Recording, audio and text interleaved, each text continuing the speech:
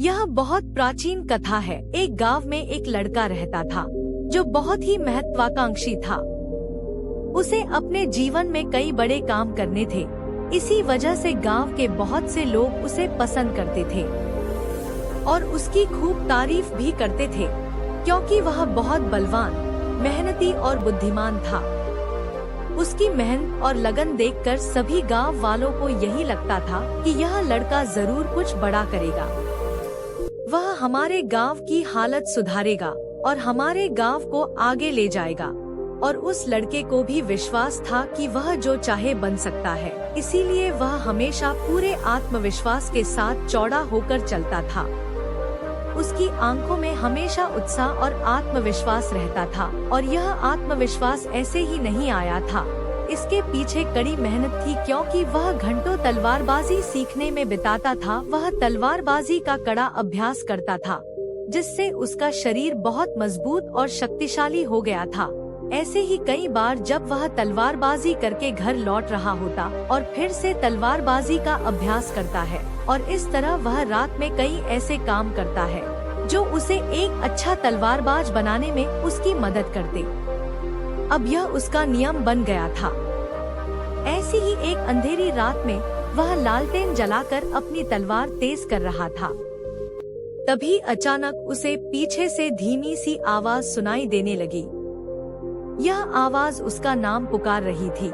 जैसे ही लड़के ने यह आवाज सुनी, वह तुरंत तलवार लेकर हमला करने के लिए खड़ा हो जाता है। जैसे ही वह पीछे मुड़ता है तो देखता है कि वहाँ कोई इंसान नहीं है, बल्कि हवा में सफेद और लाल रंग की कोई चीज उड़ रही है। यह सफेद और लाल रंग की उड़ने वाली चीज एक आत्मा है, जिसे आप भूत भी कह सकते हैं। यह आत्मा दिखने में बहुत अजीब थी, क्योंकि वह न तो औरत जैसी लग रही थी और न ही आदमी जैसी। न खुश और न ही दुखी, वह बहुत ही अजीब सी भाव भंगिमा के साथ हवा में उड़ रही थी। मुझे किसी चीज की जरूरत नहीं है, मैं सिर्फ आपको अपनी ताकत दिखाना चाहता हूँ। मैं शो स्पिरिट हूँ, मैं आपको वो सब कुछ दिखा सकता हूँ जो आप देखना चाहते हैं। लड़का आत्मा की यह बात सुनकर थोड़ा हैरान हुआ, लेकिन क्योंकि ये एक बहुत ही अजीब घटना थी, वह उत्साहित हो गया और आत्मा से पूछा, क्या तुम मुझे कुछ दिखा सकते हो? तो तुम मुझे इस दुनिया की सबसे महंगी तलवार दिखाओ, जो सोने और हीरे जवाहरातों से बनी हो। यह सुनकर वह अपनी आत्मा से फूंक मारता है और एक छोटा सा बादल बनाता है, जिसके अंदर लड़के को वो चमचमाती तलवार दिखाई देने लगती है, जो पूरी तरह से सोने से बनी हुई थी और उस पर हीरे जवाहरात जड़े हुए थे, जिससे एक योद्धा तलवारबाजी का अभ्यास कर रहा था। यह दृश्य कुछ देर तक चलता है और फिर गायब हो जाता है।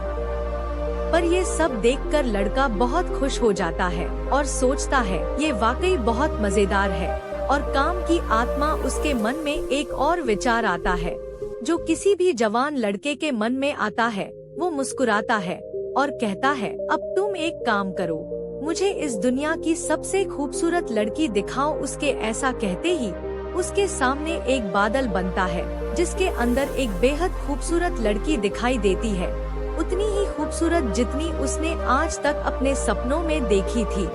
उस लड़की के काले लंबे बाल और गहरी नीली आँखें, एक खूबसूरत चेहरा और बेहद आकर्षक तस्वीर। ये देखकर जवान लड़का दंग रह जाता है, या यूँ कहें कि उसकी आंखें खुली की खुली रह जाती है।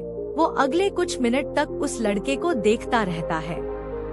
फिर अचानक से वो तस्वीर और वो बादल उसकी आंखों के सामने से गायब हो जाते हैं, जिससे उस लड़के को बहुत बुरा लगता है। थोड़ी देर बाद लड़का होश में आता है।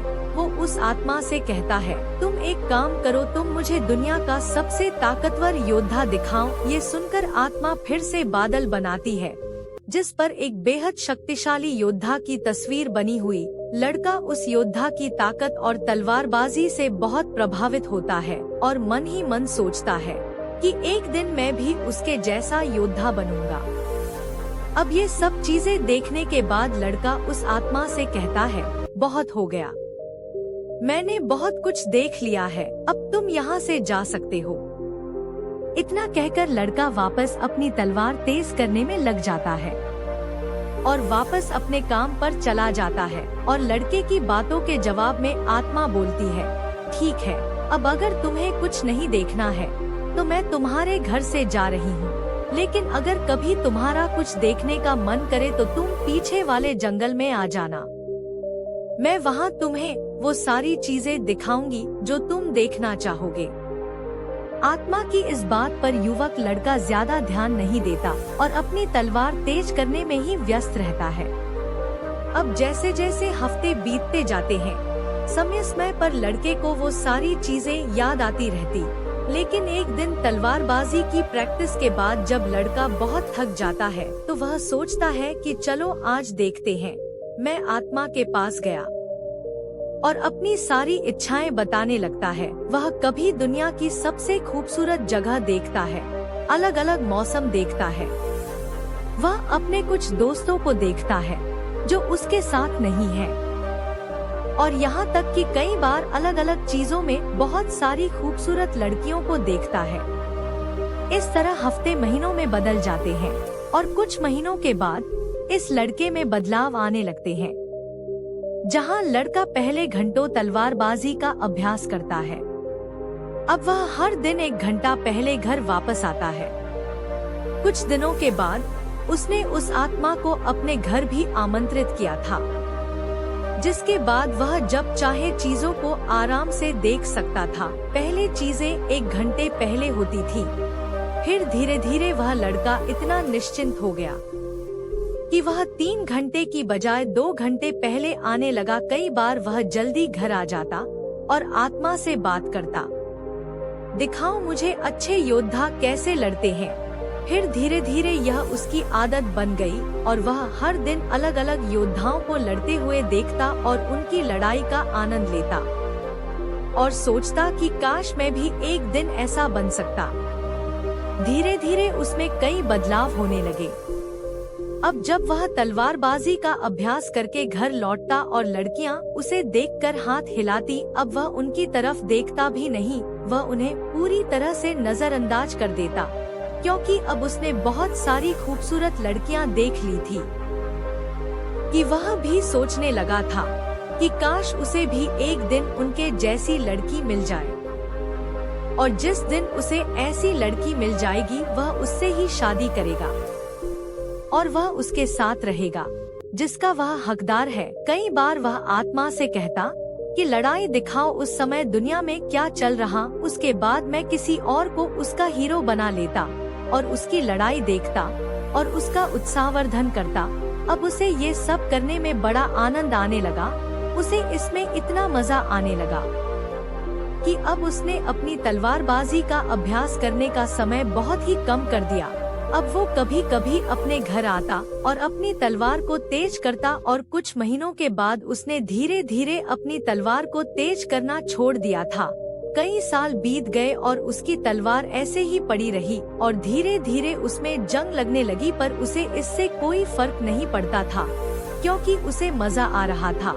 वो जब चाहे जो चाहे देख सकता था और खुश रह सकता था, क्योंकि जैसे जैसे समय बीतता गया ये ऐसा नहीं था कि ये सिर्फ मजा था। अब धीरे धीरे उसे दूसरे महान योद्धाओं से जलन होने लगी, क्योंकि वो उन्हें देखता और अपने आप को देखता उसे बहुत दुख होता, क्योंकि वो बहुत कमजोर हो गया था जबकि दूसरे बहुत शक्तिशाली थे। एक समय के बाद उसे लगने लगा कि वो कभी भी महान योद्धा नहीं बन सकता और जो बन रहे हैं वो उससे अलग हैं। उनके पास कुछ खास है, उनके पास ऐसी बहुत सी चीजें हैं जो उसके पास नहीं है, इसलिए वो कभी भी अच्छा योद्धा नहीं बन। उनको गाली देना और उनमें कमियां निकालना शुरू कर दिया। अगर कभी दौड़ने भी जाता तो अच्छे से नहीं दौड़ पाता था। उसका शरीर बहुत भारी हो गया था और उसकी तलवार और ढाल का वजन भी भारी लगने लगा था। उसकी फुर्ती, चपलता और तलवारबाजी का हुनर भी खत्म होने लगा था। ऐसे ही कुछ और साल बीत गए और लड़के ने अपने बड़े सपने छोड़ दिए। अब वो योद्धा नहीं बनना चाहता था। अब वो उस आत्मा की मदद से बार बार कोई युद्ध देखता और उनसे लड़ने की कोशिश करता, भले ही उसकी उम्र 30 साल से ऊपर थी। वो अकेला था, अपनी जिंदगी से परेशान था, लक्ष्यहीन था और उसकी जिंदगी में कुछ भी अच्छा नहीं था। एक रात वो अपने कमरे में बैठा था और जैसे ही रात के 12 बजे कोने में बैठी आत्मा अचानक जोर जोर से हंसने लगी। आदमी ने उसे देखा और चौंक गया। पिछले 10 सालों में आज तक आत्मा ने अपनी कोई भी भावना व्यक्त नहीं की थी। वह बस चुपचाप एक गुलाम की तरह उसकी हर बात मान रही थी। लेकिन आज वह हंस रही थी और आज 10 साल बाद उसने कुछ ऐसा कहा। यह सुनकर आदमी एकदम दंग रह गया। आत्मा ने कहा, अब यहाँ मेरा काम खत्म हो गया है, मेरा मकसद पूरा हो गया है। डरते हुए आदमी ने पूछा, तुम क्या कह रहे हो? यह सुनकर आत्मा फिर जोर जोर से हंसने लगी और कहा कि अब मुझे वो राज बताना ही होगा जो मैंने पिछले 10 सालों से तुमसे छुपा कर रखा था। दरअसल मैं एक शैतान हूँ और इस दुनिया में सारी बुराइयों की जड़ हूँ। आज रात एक राक्षस इस गांव पर हमला करेगा और भविष्यवाणी में बताया गया था कि तुम्हारा जन्म उस राक्षस का नाश करने के लिए हुआ।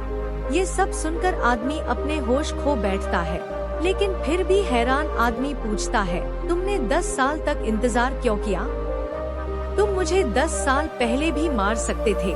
तब आत्मा ने कहा, देखो ये तो सिर्फ भविष्यवाणी में बताया गया था कि तुम्हें इस दुनिया का कोई भी दानव, कोई शैतान, कोई भी योद्धा हरा नहीं सकता।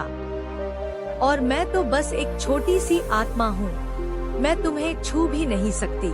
लेकिन अगर कोई तुम्हें हरा सकता था तो वो तुम खुद हो। इसीलिए मैंने तुमसे लड़ने की बजाय धीरे धीरे तुम्हें जहर दिया, तुम्हें ऐसी कल्पनाएं दिखाई, तुम्हारे साथ ऐसी चीजें की जिससे तुम अपने लक्ष्य से भटक गए और धीरे धीरे कमजोर होते गए। आज तुम इतने कमजोर आदमी बन गए हो कि न तो तुम अपनी रक्षा कर सकते हो और न ही इस गांव की। ये सुनते ही आदमी का दिमाग पूरी तरह से हिल गया। उसे बहुत बड़ा झटका लगा और उसके पेट में दर्द होने लगा। उसे इतना दर्द हुआ कि वो जमीन पर गिर। और अब तक आप समझ ही गए होंगे कि आज के समय में हमारे लिए वो शैतान कौन है। Internet, social media, porn, drugs और ऐसी कई लतें जो आज की पीढ़ी को तेजी से कमजोर और उद्देश्यहीन बना रही हैं। हर वो इंसान जो बचपन में सपने देखता है वो काफी हद तक उन सपनों को पूरा कर सकता है, लेकिन जैसे जैसे वो बड़ा हुआ उसे आराम की लत लग गई। उसे बिना मेहनत के चीजें पाने की आदत हो गई। काम को टालना उसकी आदत बन गई। उसने ऐसी लतें बना ली जो उसे उसके लक्ष्य से भटका गई। इसी वजह से वो बड़ा होता गया, लेकिन उसके सपने छोटे होते गए और अंदर ही अंदर उसने अपने सपनों को छोड़ दिया। आज के समय में इंसान की जिंदगी पहले जितनी आसान कभी नहीं थी और खुश रह सकता है। इसके लिए ज्यादा मेहनत नहीं करनी पड़ती। आजकल तो रोजमर्रा की जरूरत की चीजें भी आसानी से मिल जाती हैं। पहले इसके लिए व्यक्ति को काफी शारीरिक मेहनत करनी पड़ती थी। आज का आदमी जो बनना चाहता है या उसका परिणाम इंटरनेट पर आसानी से पा सकता है और खुश रह सकता है, जिससे उसके दिमाग को सस्ता डोपामाइन मिलता है। अब क्योंकि दिमाग को उस परिणाम का डोपामाइन मिल चुका है, इसलिए वह असल जिंदगी में उस आदमी को पाने के लिए जोर नहीं लगाता, बल्कि वह और सस्ते डोपामाइन की तलाश करता है। लोगों को इंटरनेट पर इसे देखने और उसके लिए जश्न मनाने के लिए प्रेरित करता रहता है, जिससे व्यक्ति इस नकली खुशी के हार्मोन की कल्पना का आदी हो जाता है और असल जिंदगी में चुनौतियों का सामना करने से भागने लगता है, जिसके कारण आज के पुरुषों का टेस्टोस्टेरोन लेवल, मांसपेशियां और कसावट लगातार गिरती जा रही है, जिससे वह कमजोर और उद्देश्यहीन होते जा रहे हैं। इसलिए जरूरी है कि हम इस आभासी और नकली दुनिया से बाहर आएं और असल जिंदगी में चुनौतियां लें और उन्हें पूरा करें। लेकिन इसमें सबसे जरूरी चीज है फोकस। बिना फोकस के कोई लक्ष्य हासिल नहीं किया जा सकता। जरूरी है कि हम हर तरह के व्यसनों से अपना ध्यान हटाकर अपने काम पर ध्यान लगाएं। लेकिन आज की दुनिया में इंटरनेट के व्याकुलता के बिना रहना लगभग असंभव है। इसलिए जितना हो सके खुद को हर तरह के व्याकुलता से दूर रखकर अपने लक्ष्य पर ध्यान केंद्रित करने की कोशिश करें, क्योंकि व्याकुलता हमारे सपनों को सिर्फ अपना बनाकर छोड़ती है। और वीडियो अच्छी लगी हो तो बुद्धा फैमिली को सब्सक्राइब करें।